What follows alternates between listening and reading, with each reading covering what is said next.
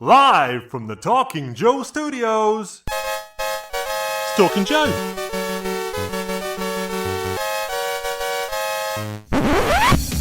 Talking Joe is on the air. Hey, it's me, Mark, and welcome to Talking Joe, the G.I. Joe Comics podcast. Now, today we've got a special episode as we will be looking at G.I. Joe Sssilent Missions Crimson Guard with the creator of the comic, Gabriel Hardman. Now, this issue was brought to us by writer and artist Gabriel Hardman, colours Matt Hollingsworth, and I will be talking about this comic, not by myself, but as always, I'll be joined by my regular co-host. It's a real American Tim. It's Tim Finn. Hello, Mark, listeners, viewers. Let's bring in our guest. Here we go. Welcome, Gabriel. How'd you pronounce your first name? I've probably done it wrong. Oh, well, it's fine. I mean, look, I work with people from all over the world, and they pronounce it all sorts of ways. But it's Gabriel. It's if it's professional circumstances, sometimes I'll accept Gabe, but most of I prefer Gabriel. And online, I heard you described as Gabriel Gecko Hardman. Is that a true thing? Is that a nickname? Is this the internet? This is a controversial subject. Perhaps I had an earlier career in comics, drawing them under another name, and sometimes I confirm this, and sometimes I deny it. So, Were those other comics bad? Well, I mean, I drew them when I was 18 years old. And, I don't, do you want to go back and look at the stuff that you did when you were 18 years old? It's probably not as distinguished as what you would do today. So, I just want to say my friend is just injured his legs and he's laid up for 3 weeks. And I just gave him a comic book I drew in 8th grade. Okay. Well, look, I'm sure that but I'll bet you could do something better now. So I mean, there is, I had an early career from like a couple of years in the mid '90s where I drew comics under a different name. This is my real name. I wouldn't make up this name, and why I picked a fake name when I was a teenager trying to break into comics and whatever, like.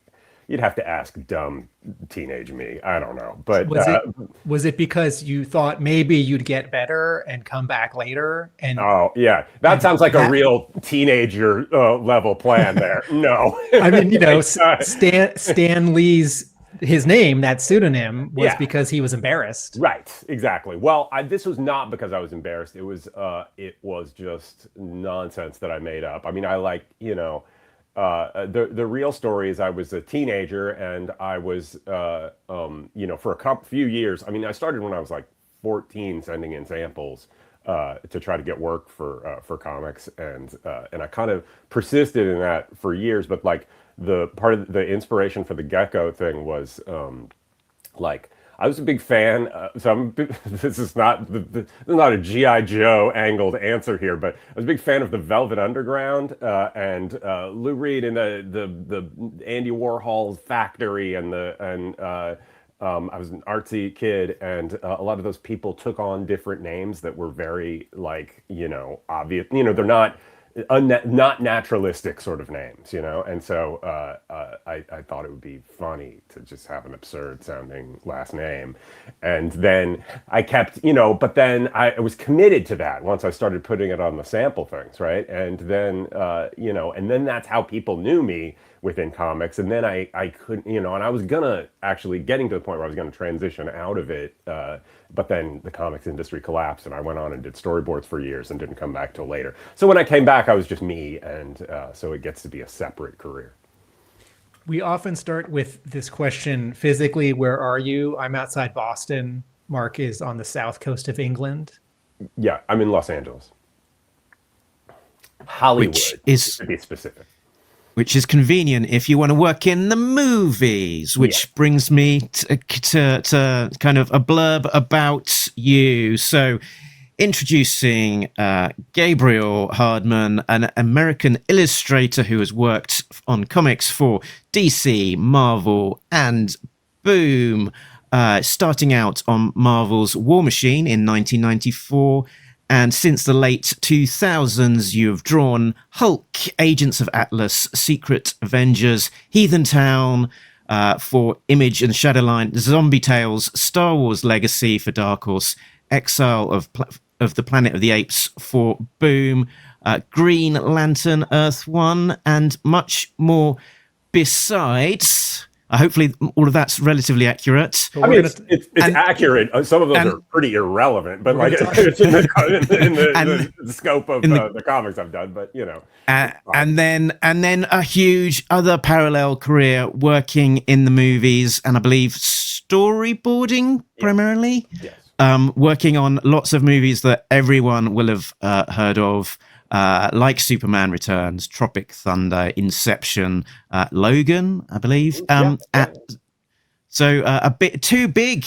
Indiana Jones careers. 5, which I really like that movie. Oh well, that's good. I was way too involved in that movie. It was a pandemic movie, and I was I was involved there was no script when I started, and there were and there's lots of and I mean that's not that new, but for a movie, but this was I was just very heavily involved in the development of that movie. If there's in animation, if there's no script, they're not storyboard artists, they're story artists. So were you writing? Were you writing through pictures? Were you inventing scenes? It doesn't have that kind of structure in live action because that's not, in theory, that's not the way it goes. But in reality, it was me developing scenes and sequences through, and the director of that is James Mangold, and I'd worked with him on Logan. And then we worked on Ford versus Ferrari, and so we had a really good working relationship. And so when this came up, I went in and I read this was starting from no script, but they were bringing me in because I'm part part of what I do is just develop stuff in tandem with the script developing, and just through the visuals, through ideas, just through talking about stuff. But so I came in and read all the previous drafts that Spielberg had developed when he was going to make the movie, and and you could see why they didn't go with any of them, and there were some elements that we pulled from that, but that was. I went to the studio to read those things, and that was the day before everything shut down in Los Angeles for COVID. So so then I never met in person with anybody again. It was all virtual for the rest of the thing because it was shot during COVID as well. It just post took so long that it kind of seemed like it wasn't a COVID movie anymore, but it was. And I was heavily involved in stuff. I was, for the entire thing, I was on the film till after they wrapped, I came back during post-production at times to rework stuff and go over stuff and whatever. I just, but I have a good relationship with the director and everybody there, I hear that movie took an extra long time to make and an extra lot of money to make because there was a lot of, shall we say, post-production. Well, there was a lot of post-production stuff because of COVID, because because plans were constantly having to change, and the sequence in it that's the tuk-tuk sequence was complete. It was totally worked out, for India, and then the COVID numbers radically spiked in India, and they just had to move to Morocco at the last minute and rework everything to fit there, and stuff like giant upheavals that don't usually happen on movies happen during it because it and for a period of time Harrison got hurt and a lot of the issues were because of it being a COVID movie and having to like compensate for giant, upending things that would happen because of all of that. Wow, that's great, and I could quite happily talk about that movie for the rest of our time together, I think. But we are talking Joe and not talking Dial of Destiny. Talking Jones. We're talking Jones. There we go. It's a spin-off. Wow, we've got half of the branding done already. That's fantastic. So, I mean, we're talking about a comic. So how does sort of working in comics sort of work with this other industry that you're in? I guess comics must pay much better and must be much more. That's probably the thing, right? The thing is that it's like that I love the form of comics, and it's a completely different thing. I mean, I'm movies are hugely collaborative, and I work with tons of people, and functionally, I'm just, when I'm, doing storyboard work is my day job. I'm working on somebody else's movie. I'm there for as part of the crew. I mean, making a comic, I'm directly, expressing stuff, right? I mean, like, I only draw comics that I write as well, and my whole thing is that it has to be, this is a direct expression, like the art is drawn for people to look at. In movies, the storyboards are a kind of a visual script for the crew, right? It's not made for public consumption. It's part of the process. This is all, for people to consume. It's the product, it's the, the form. So I'm just passionate about telling stories in this form. Like that's what draws me back to comics, the kind of immediacy of it. And, and also I can, I directed a short film last month, but which was great. And, and I love doing it. But it's also took years to just put together the short film. I can sit down and make a comic by myself with nothing but my time, When did Ben Abernathy reach out to you? Was it Ben Abernathy? When did you start? When did you finish? What was the pitch? Okay, so what initially happened? Well, it was Alex.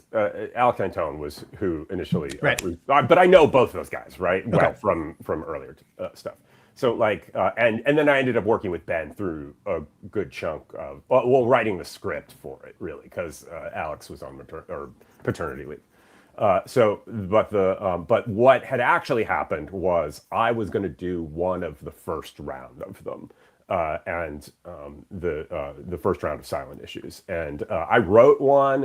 It was ready to go, and then something an unexpected scheduling thing came up in the movies. Yes.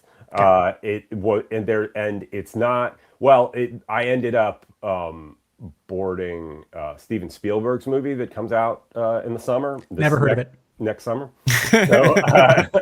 So, you kind of gotta do, it's Steven Spielberg, in the scheme of things, I had to do it, right? I couldn't be I have this 20-page G.I. Joe comic I have to draw. I'm going to disappoint several thousand G.I. Joe fans.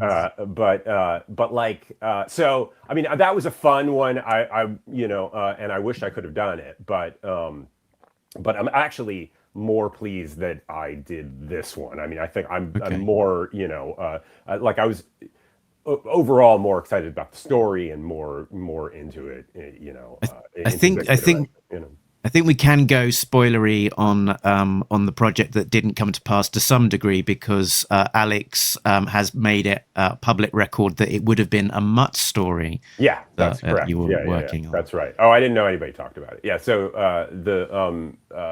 that's correct. That's correct. So, well, I love dogs, so that was part of it. Yeah. I will phrase this as a comment and not a question. It would be great if somehow that story could get out there. Yeah. Maybe someone or you could draw it in the future. Yeah, no, if there were another round of this or whatever, I'd be happy to. It's sitting right there, like something I already figured out. Tim, should we go back in time? Yeah. Do the question you always start with. So, a young Gabriel Hardman. What was his first encounters with G.I. Joe? There's an awful lot of Easter eggs and characters, and it feels like you must be someone that knows G.I. Joe and has a great affinity to it. But is that true? Did you grow up with G.I. Joe and were you a fan? Well, I did. I watched the cartoon. I had toys. I saw the animated movie. In theater. I was a fan. It's not like it's something that that I wouldn't say it's something that stuck with me the way that other things like Star Trek or some of my real obsessions like Twin Peaks or something have. But it's something that I knew and growing up and was a fan of and engaged with and stuff. And so and then when when the initial opportunity of this came up, I had Alex send me all of those compendium books, and I just, the one thing that I didn't really do, I knew the Sssilent issue, and I had a certain amount of experience with G.I. Joe comics, but I didn't really read G.I. Joe comics. I don't know why exactly. I can't even, it kind of seems odd that I didn't, but because this was right when I was a comics fan as well, becoming really hardcore into comics. But, when I was 10, 11 stuff. And, but I never really engaged with the G.I. Joe comics. So, but I did, for this, I went back and I read a lot of the compendium stuff, right? A lot. I will, I do, one thing that I do with the comics is I like to research stuff. I like to, sometimes that's very direct, like reading all those G.I. Joe books, but very often I'm I'm reading some seemingly very tangentially associated thing to get some kind of inspiration. But I do really like to dive into stuff, and I also just like to read long runs of comics, especially lately, so yeah. I did a lot of prep that way to kind of just recall stuff that that I hadn't really engaged with in a long time. And what about the toys? Did that factor on your radar? Yeah, I had toys, absolutely. Yeah, no, I had quite a few of them. Yeah. Did you have a comic book store? Where did you get your comics? We moved around a bit when I was a kid, but so initially when I first got into comics, we had it was just my mom and I, and we'd moved to Florida from Northern California, and it was a big culture shock for me. And that's when I was 10, 9 years old, I guess, and I started getting into comics then. But that was picking them up off of spinner racks at, this was in St. Augustine, Florida, which is a little town. My aunt is there. Oh, really? Yeah. Well, I would say hello to her if I'd been back there in the last 40 years. But that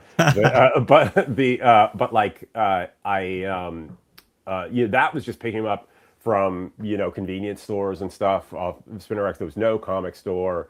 Then we moved to another town in a bigger city in Florida, Sarasota, after that, and they had a comic store of sorts. This guy Russ had a comic store downtown, but it was really a used bookstore that had a little section for comics, but it was a direct market sort of thing, so I could get stuff and more reliably there. So that's when I when I was 12, I dependably had that's when I was kind of hardcore able to actually follow stuff, because newsstand is a crapshoot. You don't necessarily get every issue of everything. Another question we often start with is, can you tell us what is behind you on the wall? So this is a poster from Funeral in Berlin. It's the second of the Harry Palmer, Michael Caine spy movies. Started with the Ipcris file. this is I can't really tilt up enough to see it really, but this poster up here is a Czechoslovakian poster for Son of Frankenstein, the Universal horror movie, and this is a Frank Godwin comic strip. It's like he was, I'm a fan of original art and stuff, but I love comic strip art particularly, and illustration, and also comic stuff. I have more comics art in here, but if I had a more mobile camera, I would take you on a tour. Is that a Justice League comic from the 60s on your right? It is. Okay. Oh wow, what a good item. Underneath one of my many yellow legal pads full of notes that are in no order whatsoever.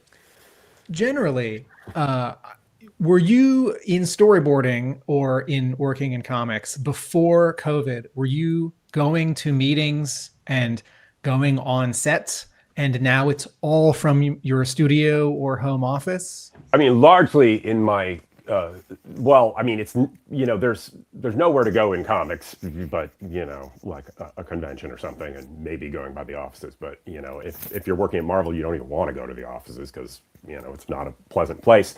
And if I'd go by DC, DC's not far from me actually. Like they're in Burbank. I'm it's just over the hill from me, so I'd go there sometimes in the past. But on movies, yeah, like for many years, storyboard artist sounds like I'm, sitting in a room just drawing little pictures and sending them off somewhere. That's kind of what I do now. But like in the past, what it was, it was like I was on set all the time. I'd be on, for whatever reason, I'd always be the guy who was on movies for a really long time. And so I'd be on through shooting, I'd, spend a lot of time on set just hanging out, trying to talk to the director, and I shot some second unit and stuff like that at times in the past. And I spent an enormous amount of time on set in the earlier part of my storyboard career. And then I kind of pulled back from it and pushed more to work from home when I got into this phase of getting back into doing comics and boards. When you were on set a lot, was that because the director or the writer wanted you to draw something? Well, the writer is irrelevant in the scheme of these things, but in movies. But that's mean and not true. But but it's it's also a little bit like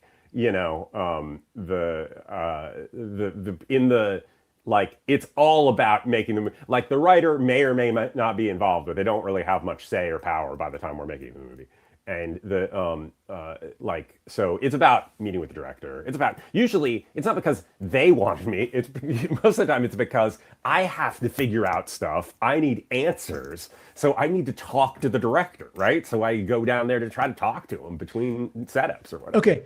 Part of why I'm asking is that this comparison I'm making is that in animation, particularly TV animation, it's all in a very specific timeline, right? The script is written and then it's storyboarded and then it's animated, or it's storyboarded and then voices are recorded and then it's animated, and there isn't more storyboarding done later to fix animation. Well, but on a movie set, you were telling us that there's a lot more back and forth. It's not, there's nothing that structured about there's obviously structure and shooting schedules and making your day is very important and all that sort of stuff, but it's also very much like a big rambling mess that you're always trying to keep under control, and and things get constantly revised. And one of the things, so with animation and TV animation, right? I'm speaking with authority, even though I know zero about what I'm talking about here. I've never worked in TV animation, or animation at all. If you're creating all of the assets, right? Like it's, you don't have to go to India and then you can't get into India and you have to move to Morocco, right? Like there aren't going to be there's a million practical real world things that impact making a movie that, that change all the plans all the time. Because when you're making a live action thing, over the years, increasingly, these movies are virtually animated, right? So it's become more and more like that. Which I'm not a fan of. I'm a fan of making things for real with real actors and real people and real sets, and I'm not against visual effects at all. But I think that what excites me about films are performances and the way the story's told, and and a kind of practicality. It's, if you're making an animated thing, you have backgrounds and character animation, and you have all that stuff. That's not going to run. There will be problems, but you're not going to run into the realities of the world that will change things constantly. But there's also very often in features, the stuff isn't figured out, and you're just still figuring it. You're building the plane while you're in the sky, So if that's probably not the metaphor, but we're going with it.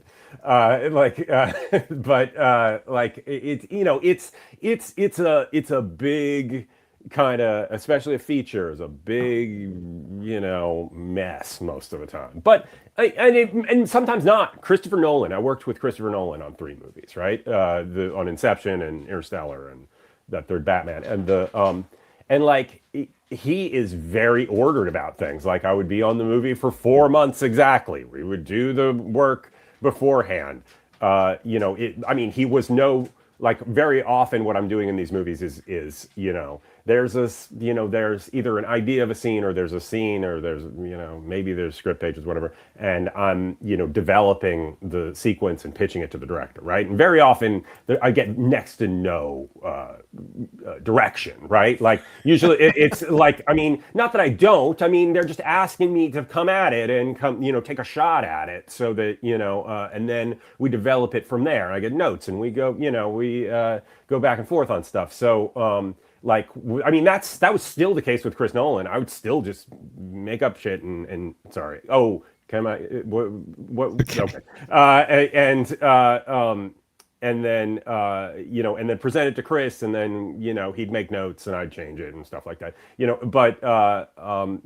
The most nailed down maybe is Spielberg in that way, because he comes at it with his specific visual ideas and stuff more so than a lot of other directors now. But he's also Steven Spielberg, so.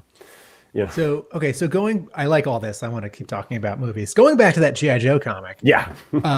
So you were when did you start on the Crimson Guardsman special? And how long did it take you? And what was the interaction with editorial? Well, when I started, I'm not sure. It was last year, certainly. Here's the thing, this took me a bit longer to get done because I had a big personal crisis thing in the middle of doing it. My mother got very ill, and I had to go to Florida to take care of her, and and then she passed away a month and a half ago. And sorry to bring up this bummer of a thing, but that's the reality of what was going on when I was trying to make this comic. So it was something I started and I had written, and then and then all this happened, and so I was I kind of ended up having to work on it in a little bit more staggered way, because I was traveling a lot and doing stuff that that was taking up my time that way. So it's hard to pin down exactly how long I did a few pages of it, and then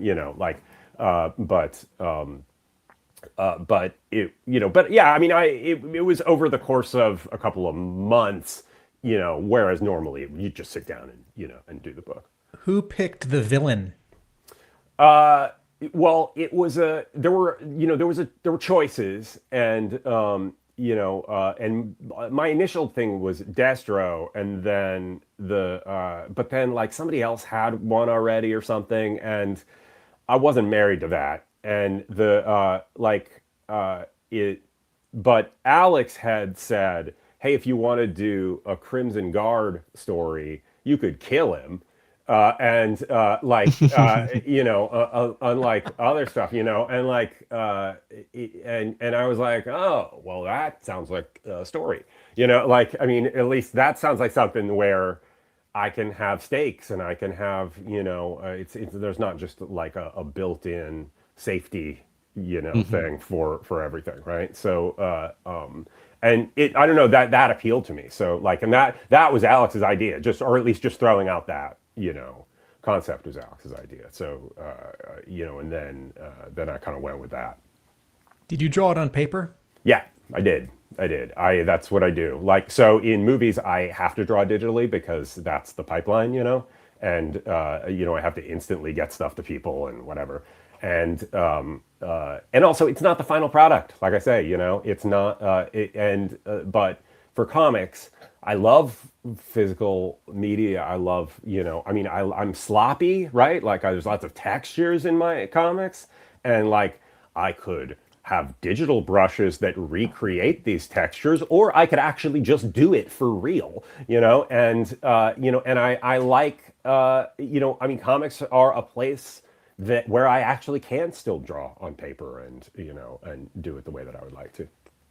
And how close to what we see as the final product on the page is to kind of your inks, page? There's a lot of zippertone type effects. Is that analog? Is that digital effect? The zippertone is digital because having enough actual zippertone, for what I would like these days is not practical. But and I'm not against at all adjusting things digitally, right? It's a process, right? This is what it is, right? But the primary thing is on the page.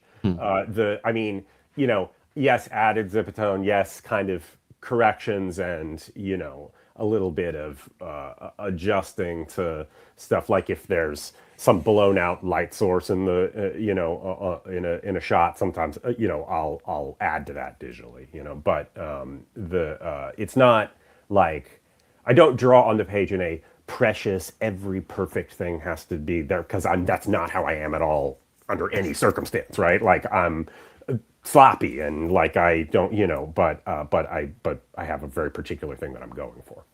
Yeah, there's a lot of ink on the page. There's a lot of texture there. Yeah, it's at night too. The story is at night. And it's at night. So I guess the odd stray mark might be able to, is less obvious against all of that other textural stuff. I want it to be obvious. I want it to be that it just, you are engaging with it. There are sloppy things about it. There are textural things about it. There are things that aren't perfect. I don't like perfection. I don't like things that are too hermetically sealed. I want things to be messed up around the edges. And what happens to your physical pages when you're done drawing? Do they go on a big pile and they stay in the corner of your office indefinitely, or do you take them to conventions? Do you have a dealer? Or? I don't have a dealer anymore. I actually, this is a whole thing. I gotta I don't want another dealer, but I need to set up a thing just to sell the stuff. I've just been too busy for I've been over the last several months, a year or so. I have a DC book, Batman, Green Arrow, The Question, Arcadia. That's it's a graphic novel length thing, right? It's 4 32-page issues. I, write and drawing that. This, I'm writing a Rocketeer comic. I'm I some storyboard stuff as well. I keep telling myself I'm going to set up a thing to sell the pages, and based on emails, people would like it if I did. But but I'm also doing work and making money right now, and it's hard to to stop to do that. How are you scheduling? Because a 4-issue miniseries that you're writing and drawing, it's a much bigger swing than a one-shot comic. Oh, absolutely. Yeah. So how did you work it out with DC, or how did you know it's well, this director is going to need me starting on this date, or we'll figure it out and issue 4 might be delayed? These are such charming ideas that the things could be figured out. Because sometimes DC seems to start miniseries before it's all in the pipeline. in this instance, it's the only thing that actually, well, in reality, I figured out this whole schedule and it made total sense. Then my schedule kind of got blown up because of having to take care of my mom and stuff. So like that, the fourth issue of the Batman book is a little late, and it's just because of that. It's like a thing that happens in life and you can't deal with it. You can't predict it, and you just have to deal with it. So like some things got a little bit late, but not really. Like just the fourth issue of the Batman book is a little bit late, but like otherwise I had kind of worked it out that I would do. I was going to finish all of that first, then to do the G.I. Joe book, and then it didn't. But then everything got completely screwed up schedule wise, so I had to kind of push the G.I. Joe book into that schedule. But you knew you had a chunk of time before your next movie gig. I never know that. There's no way of knowing that. Like there's like I can know that I could talk to a director that I know or whatever and go, hey, so what's going on? Are you gonna start? Like what and then there's kind of vague, well, I don't know, this may come together or this may or nothing may. And like that's what there's never a kind of solid ground under your feet like that, right? It's always kind of like maybe something will happen or maybe it won't. And the movie business is a really bad place right now. Like the entertainment business is being destroyed, but there's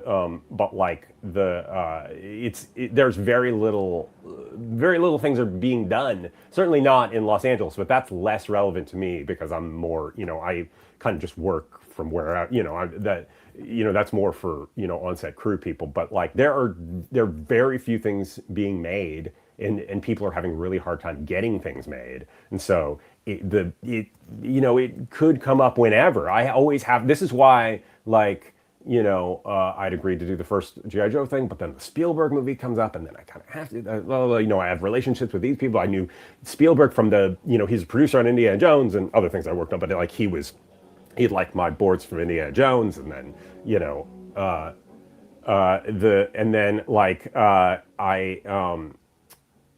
and then so like had hired me to board for him personally, and so it was just like, this is all like a kind of like everything is very messy in that way. Like there's no, like if I were a person who needed things to be like very ordered and figured out all the time, and maybe I would be a happier person in that circumstance. I don't know, but because I've never lived in that circumstance. I've been a freelancer my entire life in doing this kind of stuff. Can you contrast between doing this 20-page wordless G.I. Joe story that's basically a solo book, although maybe it's a duo book, and this 4-issue Batman Green Arrow question miniseries? Yeah, I mean, it's that's not wordless. Oh, there's a lot of words in that one. But how are your approaches different, and how are your editorial relationships different? And my approach wise, I'm now my dog is barking. Zeta, it's the mailman. Hold on, I swear to God, it is. Okay, Zeta. Okay. It's a lot of mail today. Okay. So as far as the the different processes for something like the Batman Arcadia book and this one-shot G.I. Joe thing. I mean clearly the G.I. Joe book is a very focused little world and story. It's it's like a pop song. You're just saying one thing, and and it has its arc, and so like you're even though obviously there's little permutations of the action all through it, but so it's about like a singular focus on this one idea and pushing it through to the end. The other, the Arcadia book is a big, sprawly kind of semi-political thriller type book where, with 3 main characters who are all being, trying to balance out while they're in conflict with each other, and their individual stories are developing over the course of it. I'm trying to shape these arcs to get us to a place where we're, where everything pays off thematically. There's like big themes that I'm balancing out. Like it's a much more epic sort of task to take on, and it feels like it, right? Like I'm writing this Rocketeer book for IDW, and it's just like, I mean, there's lots of research for that stuff, but it's just like, well, this is just fun. This is fun, and it's contained, and and whatever. And for some reason, this Batman book just feels like it's this gigantic, endless, sprawling thing that. But I set it up that way. That's what I wanted to do, and like that's how I envisioned the book for a while. It's a book that I had tried to pitch to them multiple times before they actually went for it. And including to Ben Abernathy when he was still at DC,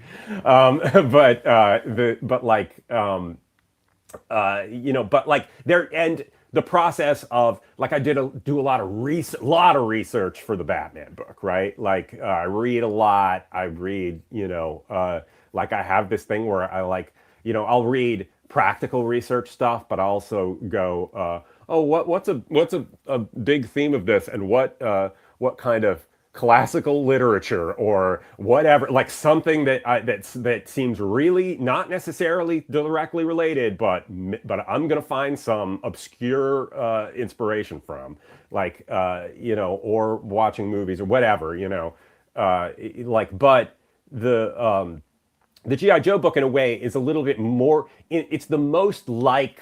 In a way, developing like what the action scenes and stuff I do for movies, right? Because it's a freight train, like you're getting on it and it's maybe going faster than a freight train, but you're getting on board and you're going to the end of the line on this book, right? It's essentially one big set piece,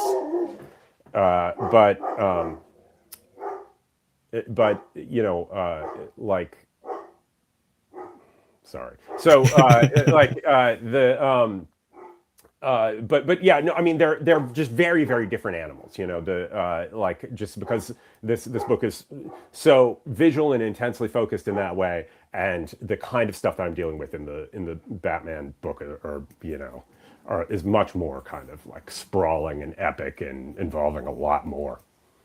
Sidebar: what sort of dog is Zeta? Oh, she's like a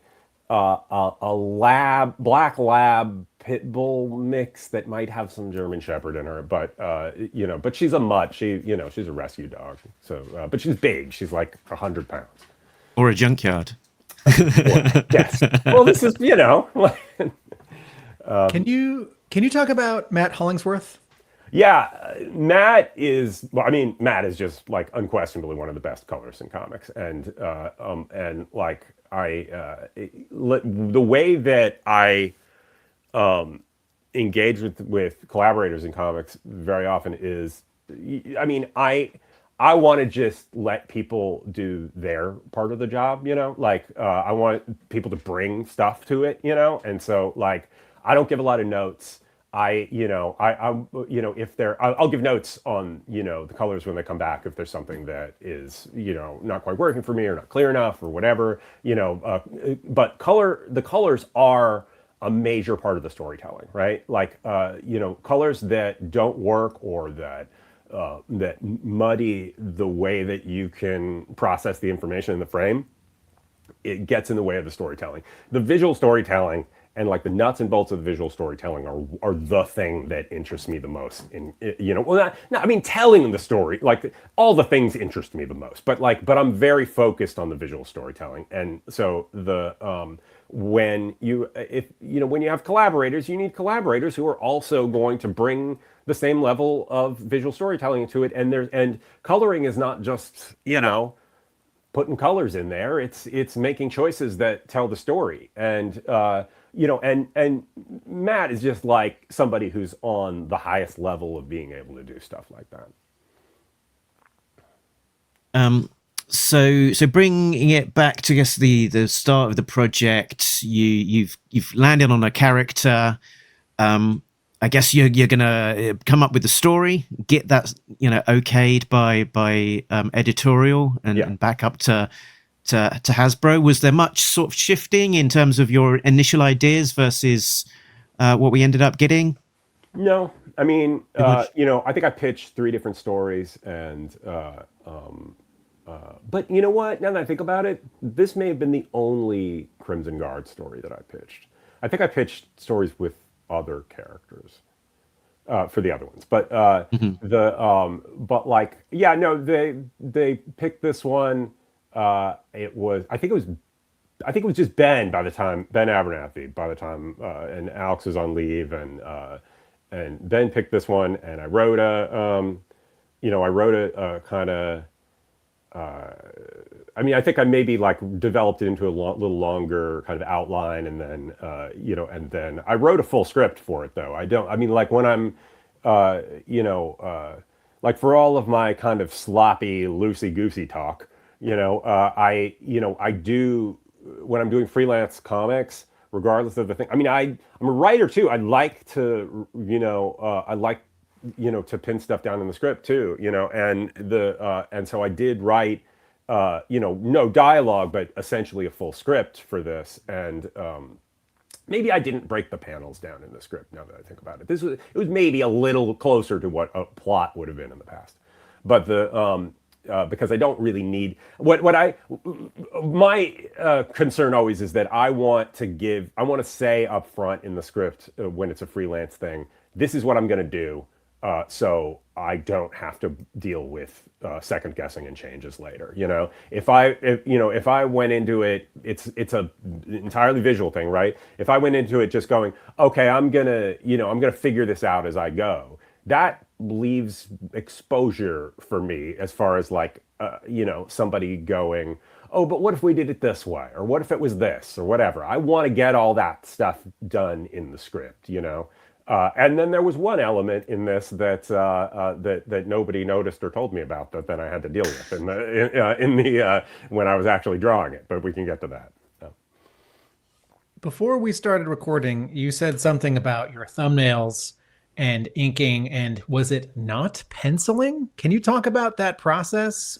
Well, it's that here's this is something that really dovetails into with storyboarding, because I spent a decade just drawing boards before coming back to comics, and I when you're drawing boards, a lot of them are not great looking, right? But the incredible volume of the drawing that you do kind of elevates your game in some ways. And so I have the one thing that I really have is an ability to visualize this stuff without doing preliminary work. So I'm not, when I very often am just, I have the storytelling of the page in my head, and sometimes I will not even do the roughest layouts. I will literally just go straight to the board and draw it. And I will pencil, but only in in a loose way that is organically part of the whole process, because that's this whole delineation of penciler, inker, blah blah blah. These are kind of antiquated production things from earlier days in comics, when you needed the speed of somebody who just knew how to tell the story and draw it in pencil, and then somebody else to make it ready to shootable for because they needed to have the clear dark lines in order to show up on the plates for printing the comics, but I don't, it's not like, you don't need to be married to that process in order to make comics. And, and I'm a confident storyteller, right? So, it's a twofold thing. I try to put everything in the script, right? And in most things, if it's like the Batman book or something else, I'm writing a full script with where each panel is broken down and everything. And then, and then and then every time I start with a new editor or whatever, they're like, well, when can we see layouts? And I'm like, I don't do that. I say, look, I'm just going to go straight to finishes. and I, with the caveat that I will change anything if somebody has a problem with it, right? Like if if there's like if a whole page doesn't work or this doesn't work, whatever, I will go back and make those changes. I would rather, it will take me less time to just, there was a time early when I came back to comics where I was like doing layouts and sending them, and then I don't know if I ever really did pencils, but I certainly did layouts, and it took me so long to draw the layout in a way that someone else would understand it, compared to like, I don't need that. I can make this nonsensical scribble on a page and know exactly what I'm doing and go straight to the final thing, right? So you're talking about like the sparsest of chicken scratch, like ovals and lines for people not and even bodies that. and Yeah, perspective. I mean, I don't have those kind of. I don't have formal illustrator training exactly. So I don't really construct things in that normal way, but I just make almost abstract, like shapes, right? Like shapes that, because it's about the way the story flows through the page, and moving your eye from panel to panel. It's about like how these shapes work on the page, basically. And then and so I'll just go directly to inks, and I mean, honestly, I barely get any changes, I mean, it's there was one in this, but it was about content, not about was a gun shooting someone too much? No. Well, I could have imagined that happening, but no, it was that it turns out that there are no, like, as we'd call them in movies, ND, like, regular guy military guys in G.I. Joe. Oh, everyone had to be a specific Everybody Joe. had to be a specific Joe, right? So that was like, I did not realize that, and nobody told me that. And so when I was in the middle of actually drawing it, it was like, oh, wait a second. Like, who is this exactly? This shadowy character in the background, or who is that, right? And I'm like, a guy? And it's like, no, it had, like, I'm like, oh, okay. So like the fact that G.I. Joe is like entirely made of specialists does not seem like the greatest tactical move for me. It seems like maybe you need just for the sake of storytelling, maybe you need some people who can get shot and stuff sometimes, but whatever, it's fine. Those are the rules. That's fine. Or get bitten by a crocodile. Oh man, that was a moment. I had to have somebody saving him, right? Like, so initially, that was the one thing. Actually, it was that I made that an ND guy who could just get killed and eaten by a crocodile, and like it was like, no, it has to be a recognizable Joe, and that and it's like, okay, so then he has to, then he can't just die. We can't just run away and assume he died. So I had to rework the next page a little bit to add in the other Joes pulling him away and trying to save him. And do you remember the guy who saves him, the medic? Do I know the name of the medic? Or yeah. What? Yeah. It's meant to be the medic, like that. No, the answer is no. I don't remember. I don't remember. I know the visual of him, and I can't remember the. In the preview version that Mark and I have read, that medic is colored green, and I think that was no. I think that may be like an earlier iteration. Okay, there were some things where like Matt Hollingsworth's not a fan of G.I. Joe, and we're just like trying to figure it out. And there's the woman who tells us who is who and stuff. And, Diana Davis probably said, "Oh, this is Lifeline. He's in red." Yes. So I mean, it may be that I think that's you're just seeing a slightly earlier version of it where we hadn't gone back and fixed some of those. Yeah. And Footloose, indeed, he sort of is like one of the most generic looking army guys. Yeah. But he's just got this distinct kind of leaf thing going on the top of his helmet. They're in the jungle, so his leaf hat was appropriate. So did he start life as a generic Joe on the page, which became Footloose? Yes. Or yes, that's the one character that did. Yeah, that's the one character that did. When you describe reworking a page, are you doing a patch with another piece of Bristol? No, I'm just doing it digitally when I'm okay. I mean, I might draw it on paper and then scan it and put it into the the thing if it was a big deal, but it wasn't a big deal. It was just slightly adjusting that one character to put little leaves on his hat and shit. And then here we're seeing the spread that's pages 2 and 3. It looks like the warthog to me on the left. That vehicle. I believe that's correct. Yep. Okay. Yep. Okay. And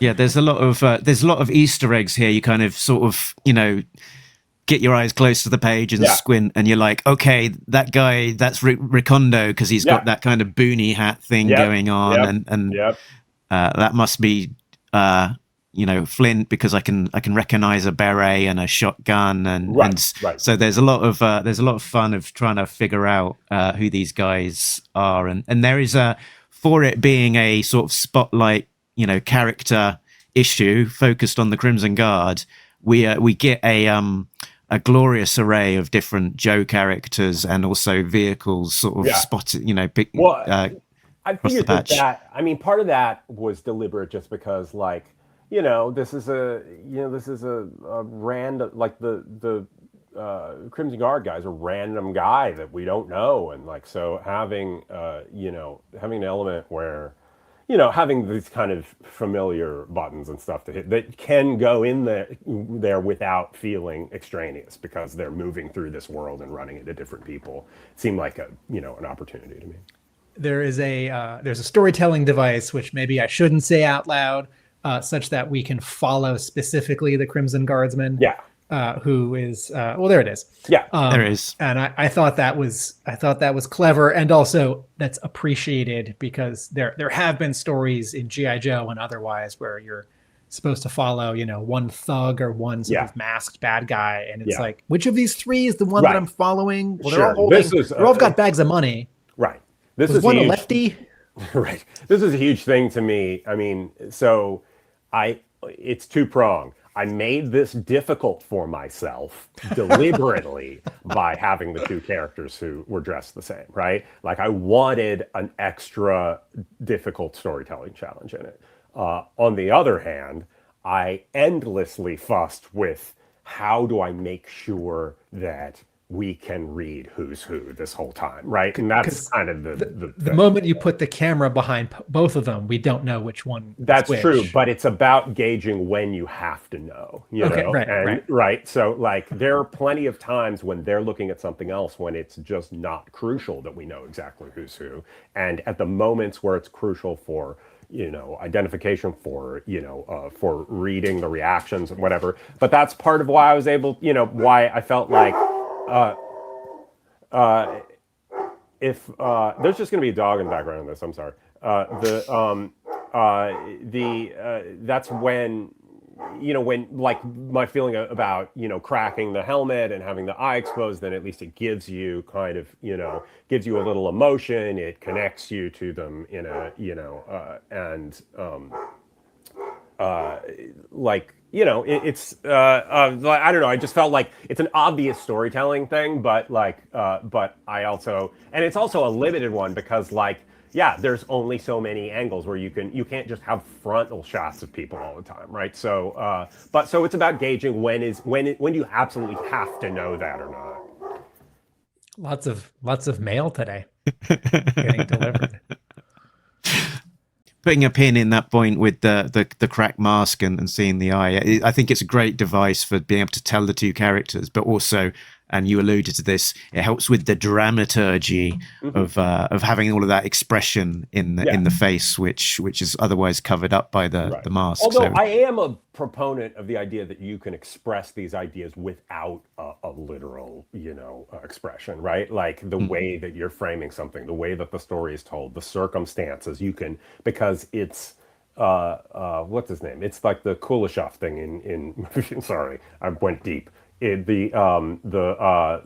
a thing with the Russian filmmaker, kind of professor filmmaker guy in the silent era, where he he did an experiment with film where you took a neutral shot of a man's face looking, and then you intercut it with, a sexy lady, and you cut back to him, and it looks like he's a sleazy guy. Yes, and you cut to a baby, and he looks like he's he's a sweet man, but it's the identical shot. So I think there's a lot. Alfred Hitchcock.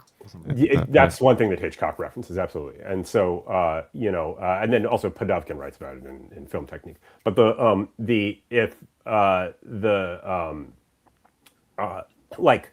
I think you can get a lot out of what's ostensibly a blank expression, right? But this was serving me in two ways. So we're looking at a page right now. 1, 2, 3, 4, 5, 6. It's got 6 panels. Yeah. And there is a traditional take on a 6-panel page in comics where it would be 3 tiers, and the 2 panels on top, the 2 in the middle, and the 2 on the bottom would all be the same size or roughly the same size.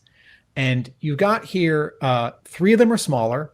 1 of them is an inset panel. Yeah. And there's even some negative space under the first panel. Yeah. And the first 4 panels are like a little bit more trapezoidal or parallelogram than rectangular. Yeah. Can you talk about the shapes and the design of this page, which I think is page, it's 4 or 5, Mark?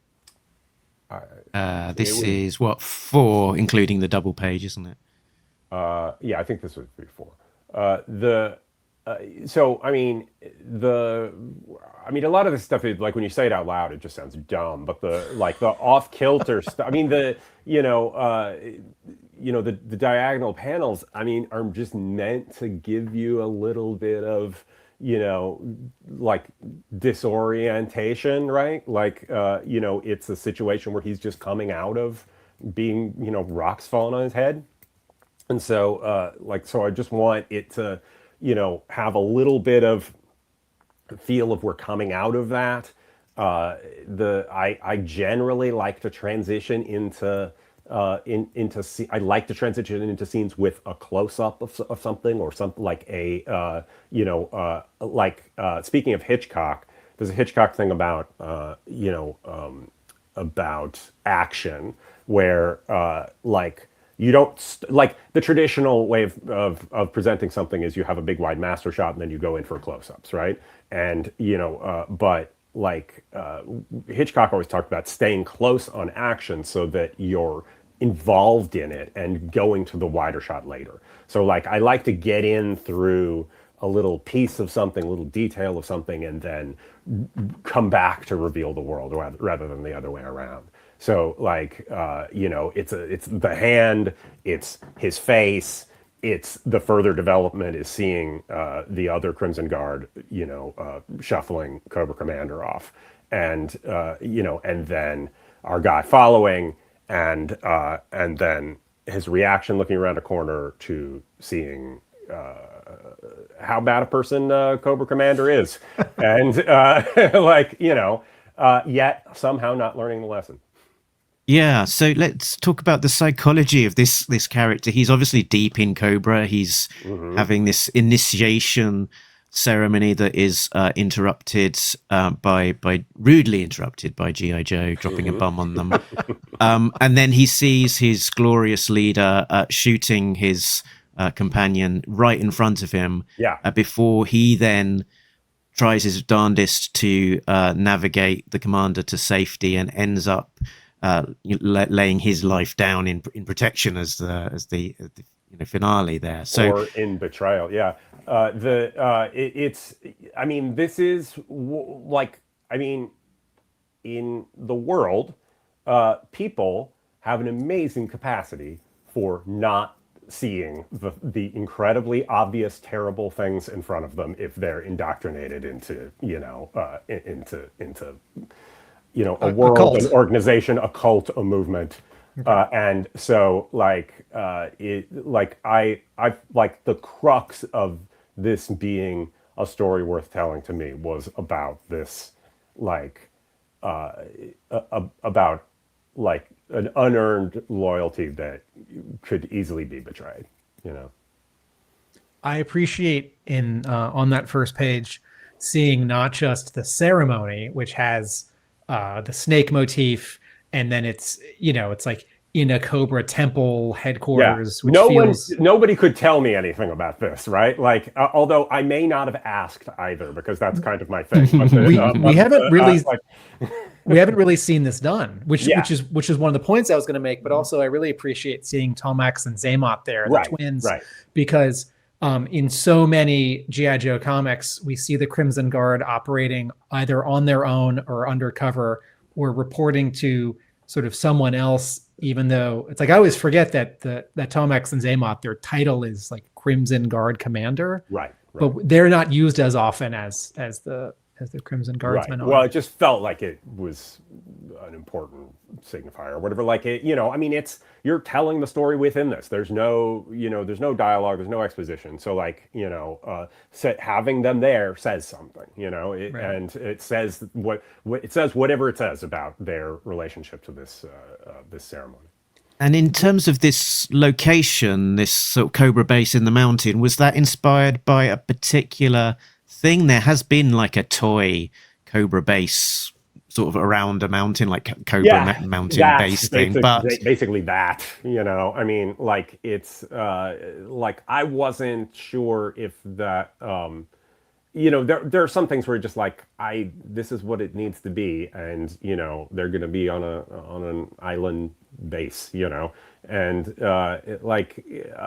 I mean I didn't get pushback for it.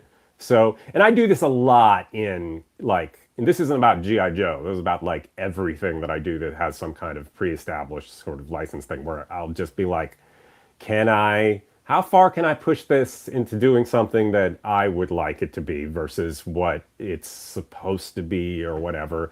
Because I do feel like, I mean, for me, it is important that the story be told, and that. But also, within the world of these things, I think it's good to push beyond the boundaries of only the recognizable things, because I want it to feel like a big world, right? I want all the things that I work in to feel like a big world where there's lots of stuff going on beyond the edges of it, not a hermetically sealed little world where we only meet the same people all the time, and we only, and we go to the same places, and we recognize that one thing. So that's, so we have to have that, like I am like this with the Batman Arcadia book or whatever. I'm trying to put the characters in different circumstances than they normally are, have them, have it be something that brings out conflicts. But for the base thing, I was just like, it's an island that they're based on, and nobody said no. So, This is an interesting, I think Mark and I might take for granted that as established G.I. Joe fans, we would know ahead of time, every character has to be a specific Joe. There can't be any generic Joes. But sort of on the flip side, but no, you could invent a new base. It doesn't have to be the one base that was a playset in the toy line, or like the one base we know from the comic book. And it's like, no, you're encouraged to make up a new base. There can always be a new base, but don't make up a generic guy. Right. Sure. Yeah. Basically. Yeah. I mean, I get that though. I mean,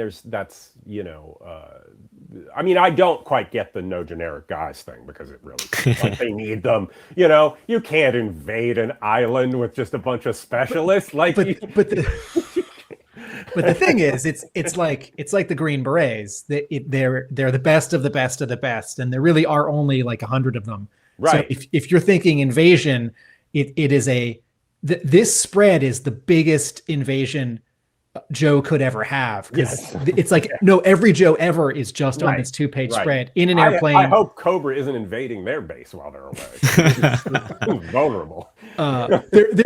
We do get into the logic of support staff. Who are the mechanics? Who are the people who fill up the planes?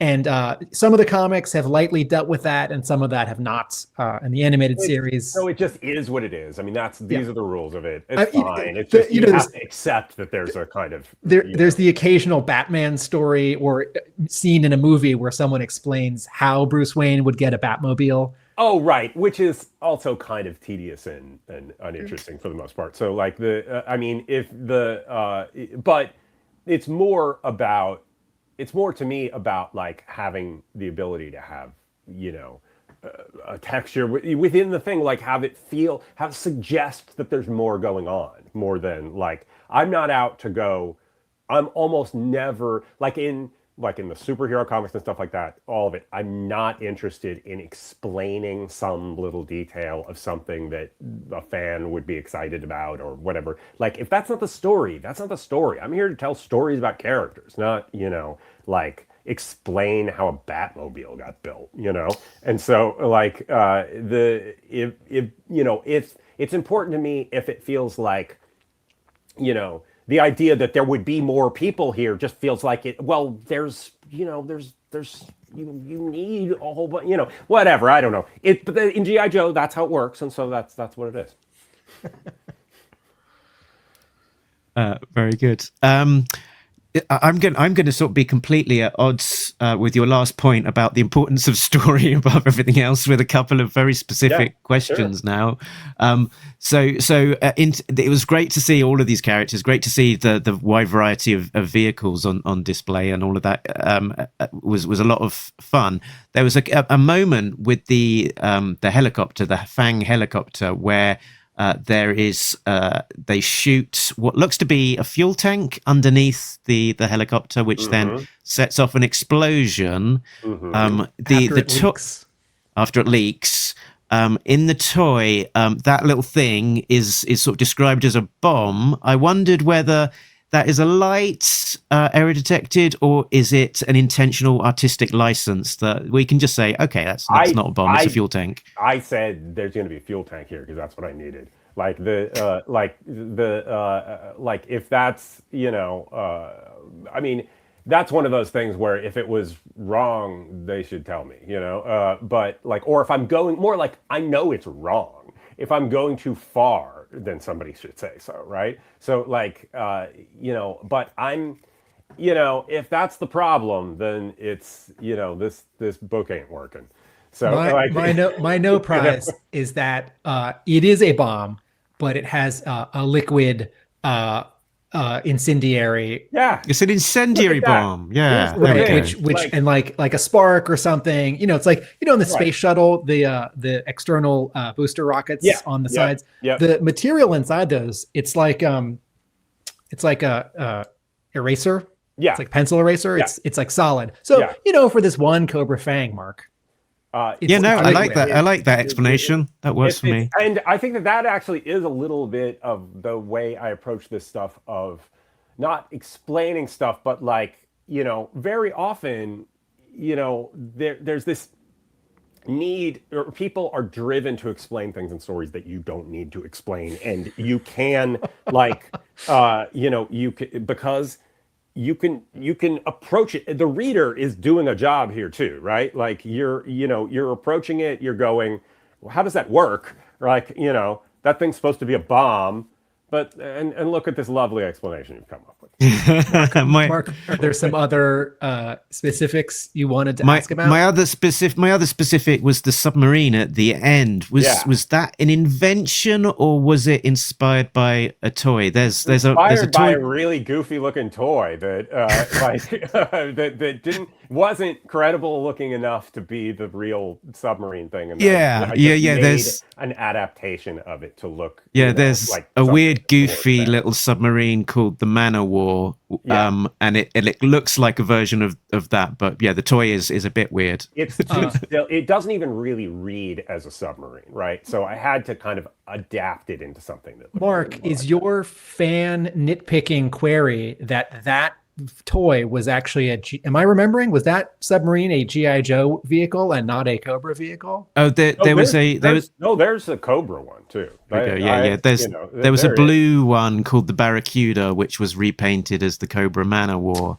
Okay. And my question was just whether that's what this was inspired by, or based on, or was it brand new thing? I didn't, you know, obviously I'm trying to use established things here, but for the stuff, you know, for the vehicles and all that stuff, but you know, it didn't, it didn't look good, like it was, and it didn't really read like a submarine, and like, and I think Diane was like, oh, this is basically the Man of War, right? I'm like, yeah, and but it's just an adaptation of, to look like that toy is so, it's like it's a very looks like a bath toy, or exactly. That's what I'm getting at. Yeah, it doesn't. It looks like maybe this toy is an interpretation of a real thing in a very cartoony way. Gabriel, I don't know if you spend time on the internet or your phone watching videos,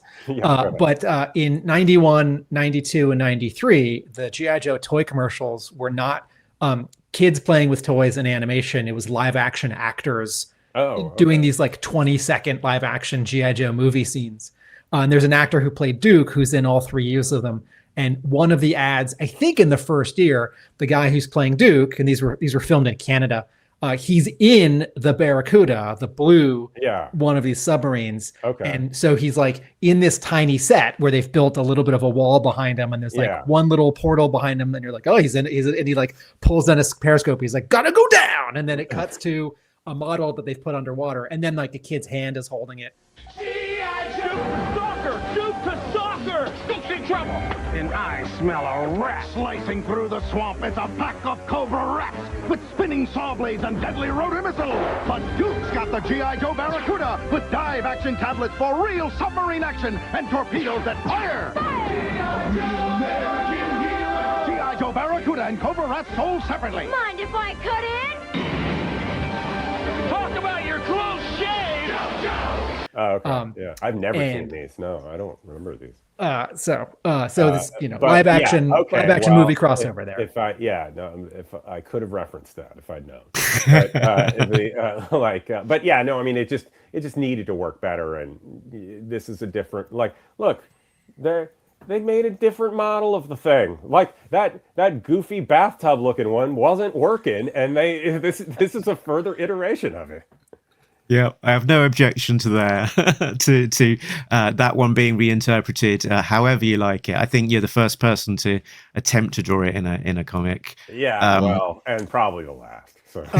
Gabriel, do you feel that 20 pages is a good amount of space? I'm really used to comics from the 80s and 90s and aughts, where the story was 22 pages. And I know that before that, like Marvel stories were 17 pages. But this is the thing. Mm-hmm. They have been different, like, page counts all the time, forever. Okay. And it's just that, people of a certain age, I don't know how old you are, but it was the thing for a period of time when you're a kid, and then you focus on that, and then it's like, 22 is a magic number or whatever, and I don't think it means that much. I mean, I think that but do I always want more pages? Yes, I do.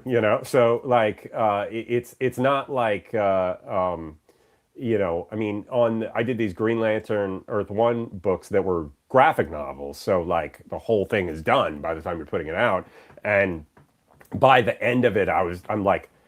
Both of them, I'm going to the editor going, how many more pages can I have? Could I just get 2 more pages for this? I could make much more of a thing out of this thing with this. And then and then it'll get to the point where it's just like, no, there's no more pages. You can't have more pages. But in this, it's 20 pages. I know it's 20 pages. I can't make it longer than that, and it's just about, that going in, so you craft it for that. And particularly in this, I mean, I would probably be more, I don't think I've done that many books that were 20-page books. So most of the time it's, although most of the time I'm doing things in different formats too. I'm doing a graphic novel, I'm doing this, the Batman books are 32 pages, each, but it's just, they're just all different things that you take into account for how you tell the story. I'm not married to any, page length, page count or anything. And I think one shots can be difficult. I think silent issues can also be difficult to get right. We've seen lots of people try and with different degrees of success. Oh, who are all the people who failed? No. I can say this in a general way. I don't want you to, but go ahead. No, back in 2002, Marvel did like 16 of them. It was a fun stunt called Nuff Said, and a whole bunch of regular Marvel, Amazing Spider-Man, Uncanny X-Men, whole bunch of regular Marvel issues that month, clearly inspired by Silent Interlude, although they never said so. Were wordless, and some of them did not work. Oh yeah, I mean but here's the thing too. It's a high wire act, right? You're trying to do something, and when you're trying to, like, if you try to do something with ambition, you want to try things and not play it safe, and everything doesn't always work, right? Like, and you don't know if it really works until people read it. So like, I give just as much credit to the people who tried to push it and didn't quite succeed as anybody, because like, it's, if all you're doing is playing it absolutely safe, you could, everything could be in big, wide, medium shots where everything is explained all the time. But like, what you want to do is go for it and try to make people care and, push things and push things to the point where they might not succeed, And so if it doesn't succeed, it doesn't succeed. But I don't begrudge people that. But I think this one particularly was really successful. It looks great. The art is beautiful. Well, thank you. And also sort of, it's got big stakes. It's got lots of characters, lots of action, and you sort of introduced kind of a generic trooper, but you kind of you build stakes and you sort of invested in this character's journey, and you sort of don't know how it's going to play out, and it sort of ends on a slightly different note to the regular one of a bit of a hoo-ha. We've accomplished the mission. Let's go home, boys, kind of thing, which is which is often how these things kind of wrap up. So yeah, I think it was really great, and in the other element about it being specifically a silent issue is that to some degrees that element works better or worse. There wasn't any points in this issue where I felt that it suffered for not having any dialogue or needing a caption or anything like that. So the silent component of it seemed to work really effectively as well. I mean, it is it's a thing where you like, if it feels like somebody could have just said something and it would have fixed all this, then that's bad, right? Like, if you put yourself in a situation where, and I feel like there's a little bit of hand waving in this, right? Like, but about around the, whether people would be talking or not. But like, I think that I wanted to keep it as much as possible a thing where, they're in circumstances where they're, trying to get around in a stealthy way. They're, or somebody might overhear them because the Joes are everywhere. I mean, but that said, I mean, probably like the ideal version of this probably would have been a single character going through all this stuff, right? Because that would obviate some of that. But I don't know. It interests me less, because what interests me is how characters interact with each other, so like, and the dynamics of characters, people interacting with each other in a film, two actors acting together, like it, a monologue is a lot less interesting to me than a scene between two characters. And, and so like, I just felt like I needed to go down this thing where there's the two people who, there's a question of trust. There's a question of all these things between them, as opposed to just an individual trying to survive. You probably have a G.I. Joe question. I have a non-G.I. Joe question. No, I think I've covered the main bases of what I wanted to cover, other than getting into real intricacies of a page by page discussion. But so I'll hand over the baton. I've got a G.I. Joe question before my non-G.I. Joe question. Gabriel, can you talk about the cover What was your approach to the cover? And was this the first thing that you drew for the issue?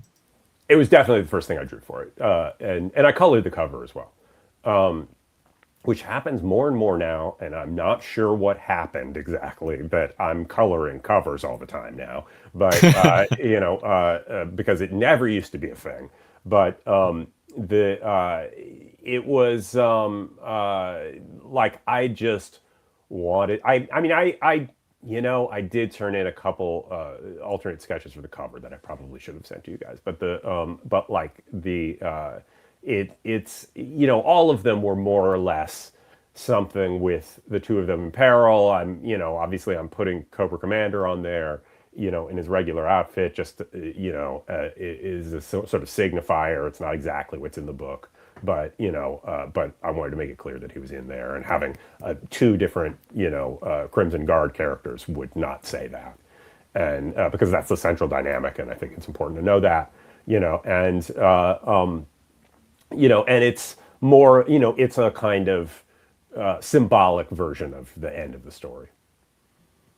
I will say, for the three people in the extreme foreground. Yeah, I don't know who those Joes are. If you're I was going to say, I'm okay with that. And I'm also okay with not knowing if they're Joes or not. It could be like other terrorists, a third party antagonist. Exactly. It is a little bit about saying, I didn't want people to go, oh, it's so-and-so and so-and-so, whatever. I want it to feel a little bit more symbolic,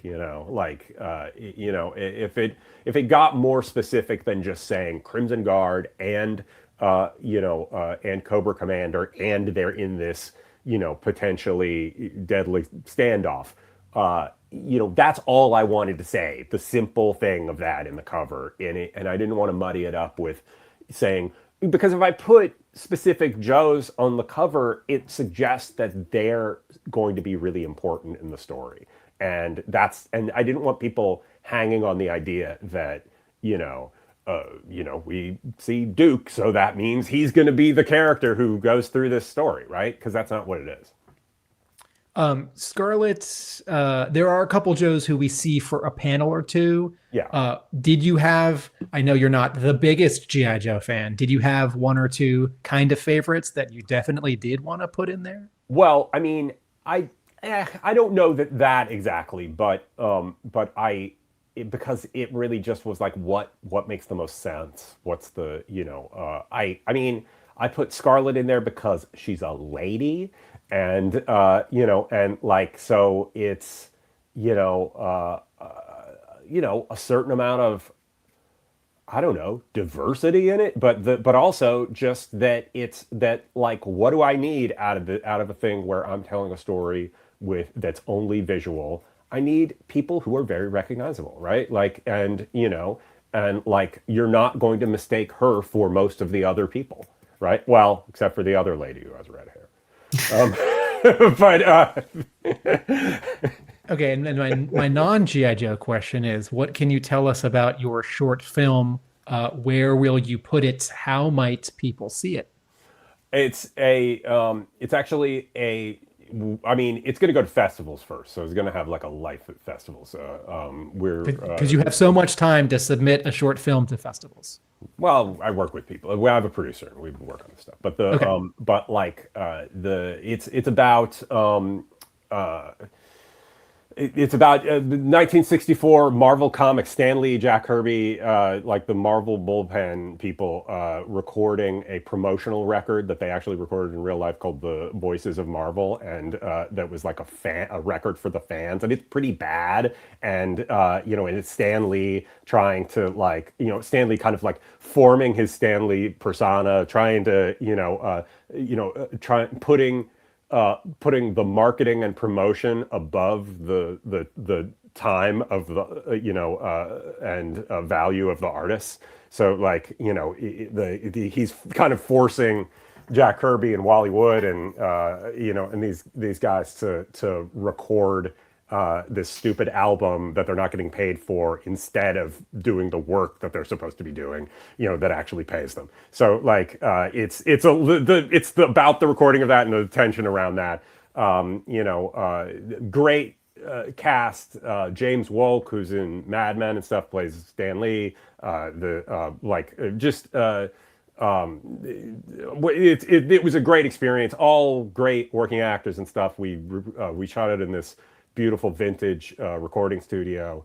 It's a high class operation, and and the it's good. It's like a 10-minute short. It's really fun and really worked out, and I love the experience of making it. I've directed stuff before, but it's been a while, and I'd never directed like a whole, there's an ensemble cast. There's 7 actors in this thing, right? Like all of the experience of that was great. I love actors. I loved working with everybody. And eventually it'll be available online and stuff, but it's going to go through, you have to, like, for festivals, you kind of like have to hold back on that until after the festival, right? All right, 3 quick questions. What's the title? Did you storyboard it? What did you shoot it on or with? The title is House of Ideas. I did storyboard it, and I hadn't done that in the past with stuff. But part of why this is such a kind of, I storyboarded it, but with the caveat that this is a largely performance-driven thing, and so I'm working with actors and we're blocking things out, and I'm changing all of that in the moment based on how we work, actual interactions with other human beings, and blocking everything out and everything. So it was boarded in that we knew what all the shots we needed, but all of that could, that's kind of a baseline, and then you kind of move on from that as you're working on it. What camera did you use? Right. It was Arri Alexa and with vintage early 1960s lenses. So like my DP Bradley Stonecipher owns a camera house, and so we were able to have this selection of like you shoot digitally. Even high-end digitally, like how you capture that image is really important, right? And so the shooting with these somewhat slow but vintage lenses from the period that we're making the movie about gives it a kind of texture and life that is beautiful. Okay, for people who don't know what a slow or a fast lens is, what's a slow or a fast lens? Oh, it's just the amount of light it can take in. Digital is very fast, right? Like you can shoot in very low light digitally, and so but using these older lenses, it limits you a little bit, but it also that's where the grain and the nice textures come from. Cool. Fantastic. So yeah, we can probably start on the wrap up. Is there anything that you want to shout out, point people where they can find you, projects to pick up? I guess. Well, I've mentioned a few of them already, probably, but but yeah, I'm Gabriel Hardman on Blue Sky and Gabriel Hardman Art on Instagram. Those are the main social media things for me. I have the final issue of Batman Green Arrow, The Question Arcadia, comes out next month, and it's a little bit late, but it's a 4-issue series. That's the final issue of it, and it's kind of a big epic. Inspired a bit by the 1980s, late 80s, Denny O'Neil and Dennis Cowan's Question book, the Mike Grell's Green Arrow, like that tone of a world where if there are people with superpowers out there, we're not dealing with them. Like it's not in the world of this book, right? So it's all very grounded and, And the hardcover collection of all 4 issues is August, I believe. That should be correct. Yes, okay. That should be correct at this point. So, which I'm very much looking forward to. I love to have like the book, and it is something that I think works as one big piece. And then I have I have a Rocketeer miniseries that I'm just writing, and Dean Coates is drawing, and that I believe comes out in June. What's the subtitle on that? Infiltrator, Rocketeer Infiltrator. It's a kind of it's set in the 40s, or it's set during the war. It's he and Betty are kind of pressed into being spies, and infiltrate a German movie production, to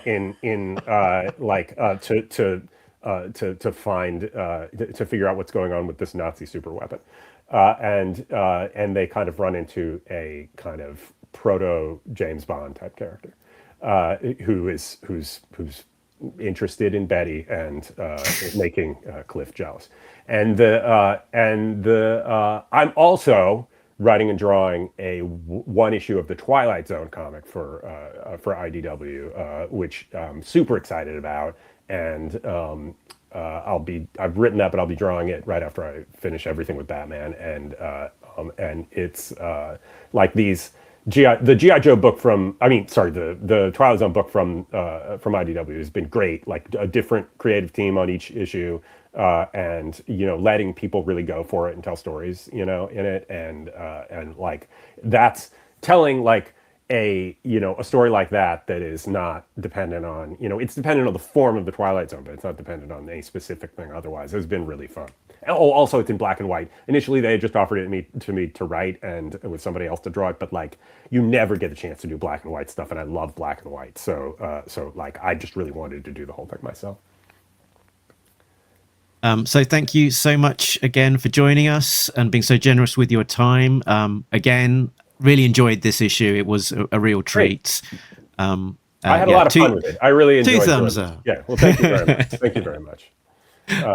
Now you guys are going to do the part where you like go through it and talk about all the ways I failed. But hey, if that one color thing, if Lifeline gets colored red, then I got nothing. I think that should be. He's got nothing left to complain about. I'm almost positive that's just that was a late note that had to be revived. So that was great, Tim. Lovely to have Gabriel on with us and discuss the issue, tell us a bit of the story behind it, and some of his career. Crikey, he's done some stuff. Yeah, there are people who, I'm not talking about Mark Bright, I'm talking about other guys like Rodolfo DiMaggio, who drew comics and then left comics to storyboard for movies. And I have sometimes thought that person's comics were so good, I wish they would come back and draw comics. And it's cool that Gabriel Hardman is doing both. And that as G.I. Joe fans, we can benefit from it. I have not read the issues of Arcadia, but I am looking forward to the collection of all 4. I will definitely read that. Yeah, sounds good. I mean, I've been, he's gained a fan here. I was less familiar with his work before this issue, but if the rest of his stuff is as good as this one, then sounds like it'd be worth checking out. Which I think, no secret there. We were both fans of this one. I really enjoyed this issue. I think the typical complaints that we might have about a silent issue just weren't there. It's sort of, there was this lack of dialogue or captions was not an issue. It was very easy to follow exactly what was going on. There was a hook as to why they were silent, because of this element of sneaking around, trying to get past the Joes. Lots of characters, lots of sort of fun cameos. And you didn't quite know where the story was going to go, and it ended up on a bit of a downer, which is different, but I'm there for a different kind of ending than most G.I. Joe comics stories. I've always found the Crimson Guardsman design to be very cool. I think about the Hector... I meant to have a prop. Let me grab my prop. Okay.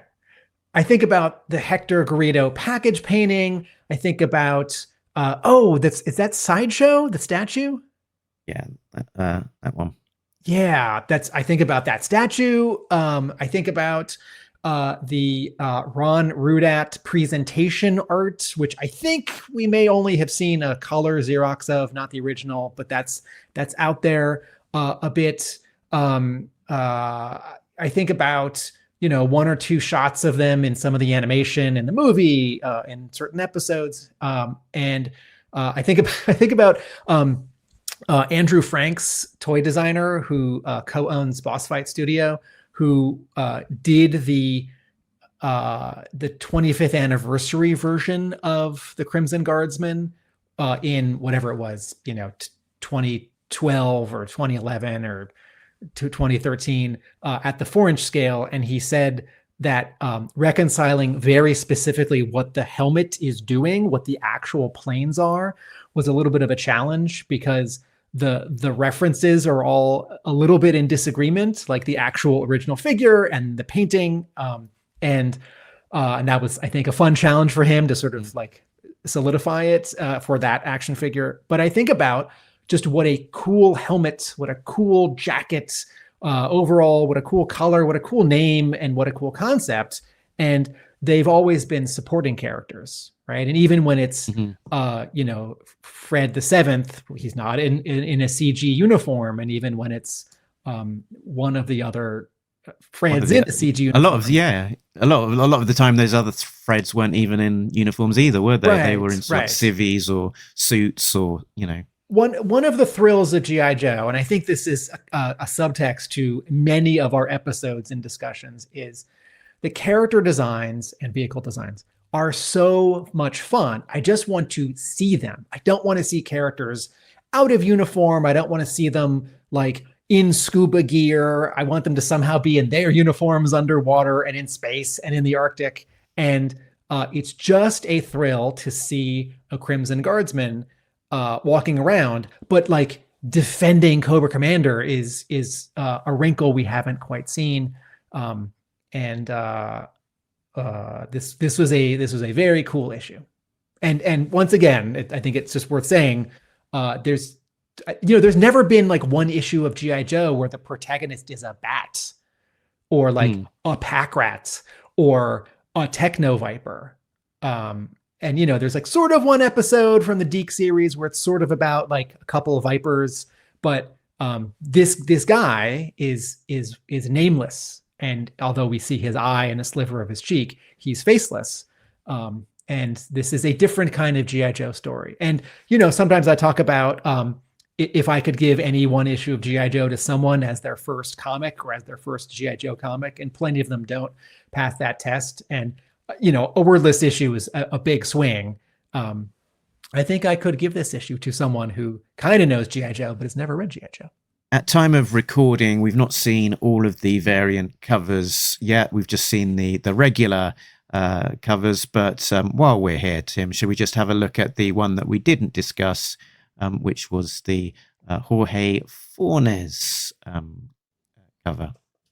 Yeah, this is like a 2/3 medium shot. We see a Crimson Guardsman from the waist up, but he's kneeling on the ground. So we also see part of his left leg and his knee, and he is balancing his rifle from his left elbow on his left knee. He's holding the rifle butt up to his shoulder, and he's sort of leaning in to aim.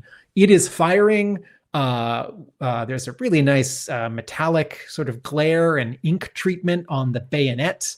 The background is a little abstracted. There's sort of three shapes of what on my monitor right now looks like a very, very dark brown and also like a medium pale yellow, which seems to be like wall behind him, yellow ground, and then shadow. But it could also just be some, color blocking to make him pop. And then the flash of the actual machine gun with some sort of angular shapes that are a little bit more abstracted, geometric than illustrative around the actual like fiery flare. And then a bunch of bullet casings. This is a cool cover, and yeah.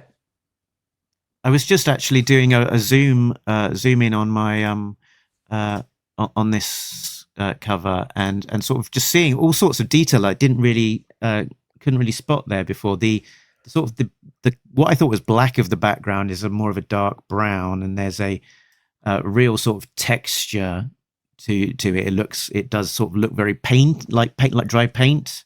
Oh, and then the muzzle flash has got like the sort of the zipper tone kind of like, Ben-Day dot kind of effect. But the white almost looks like a layer of paint that's been masked on top of it, or like a little bit of cut paper. Is it possible this was drawn on a canvas?